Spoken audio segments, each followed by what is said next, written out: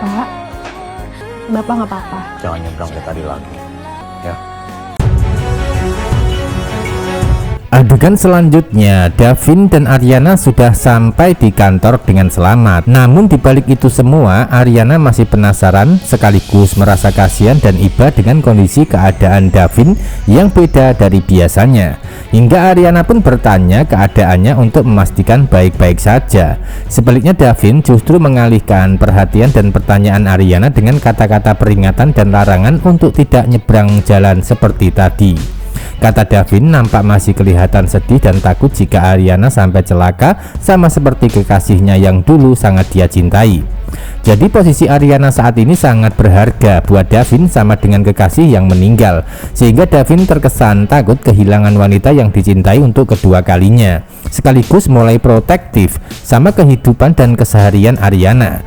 Sebaliknya Ariana sangat senang ya dan bahagia ketika Davin selalu memperhatikan. Namun Ariana juga tidak bisa membiarkan Davin seperti orang linglung dan bingung dengan hatinya sendiri. Hingga Ariana berniat ingin membantu masalah yang dihadapi Davin. Namun sayangnya Ariana belum tahu ya tentang masa lalu Davin dan trauma yang dialami, sehingga dirinya belum bisa membantu banyak menyembuhkan trauma itu. Biarpun begitu, yang bisa menyembuhkan Davin nantinya adalah Ariana sendiri saat mereka sudah saling mencintai satu sama lain dan terbuka masalah yang dihadapi. Tadi tuh gue sempat hampir banget ketabrak mobil. Tapi lo gak kenapa-napa kan? Ada yang luka gak? Enggak sih, pikiran Davin.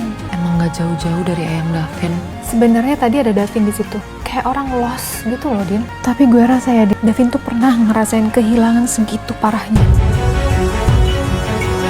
Adegan berikutnya, Ariana sudah berada di ruangan kantor untuk beraktivitas dengan ditemani Nadine sebagai asisten pribadinya. Dari pertemuan yang terjadi di antara mereka berdua, ternyata Ariana mulai menceritakan kejadian kepada Nadine untuk bisa mendapatkan jawaban dari rasa penasaran yang dialami. Hingga Ariana kelihatan curhat ke Nadine dengan mengatakan kalau dirinya curiga Davin pernah ngerasain kehilangan yang begitu parahnya. Kata Ariana menduga. Biarpun begitu, Nadine tidak bisa memberikan jawaban dari pertanyaan dan dugaan Ariana tersebut, sebab hanya Davin sendiri yang tahu masalah itu. Hingga Nadine memberikan solusi kepada Ariana untuk bertanya langsung kepada Davin saat pertemuan nanti. Sebaliknya Nadine juga akan bercerita masalah Karno kepada Ariana yang sempat menemuinya di depan kantor. Hingga cerita Nadine masalah Karno akan mulai membuat Ariana panik sekaligus takut, dimana Ariana takut jika Karno sampai menyakiti ibunya yaitu Ismi. Hingga Nadine memastikan untuk membuat Ariana tenang kalau dirinya merahasiakan keberadaan Ismi dari Karno saat pertemuan terjadi. Jangan terlalu keras sama Pamela. Selama ini kita selalu ngasih dia kan apapun yang dia minta. Dia bersikap seperti ini bukan karena papi benci sama dia. Setuju banget sama apa yang Mas Arya. Alah, kamu sama aja. Adegan berikutnya, keluarga Pak Arya makin panas, makin tegang dan menegangkan masalah Pamela yang sebelumnya sempat bersama Bima. Tamara mencoba membela Pamela dan meminta Pak Arya itu untuk tidak memperlakukan sangat keras dengan alasan kasihan. Namun Pak Arya tidak mau tahu dan tidak mau mendengar keluh kesah Tamara masalah Pamela, karena kesalahan Pamela sebelumnya sudah sangat keterlaluan menurut Pak Arya selaku kepala rumah tangga.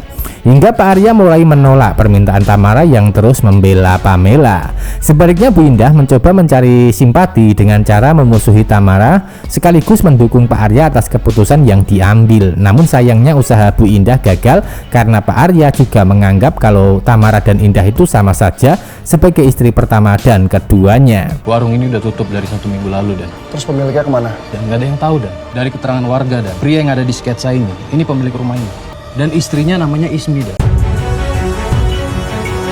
Adegan lain, penyelidikan polisi yang dilakukan Firsa sebagai komandan sudah mulai mengarah ke tempat tinggal Karno.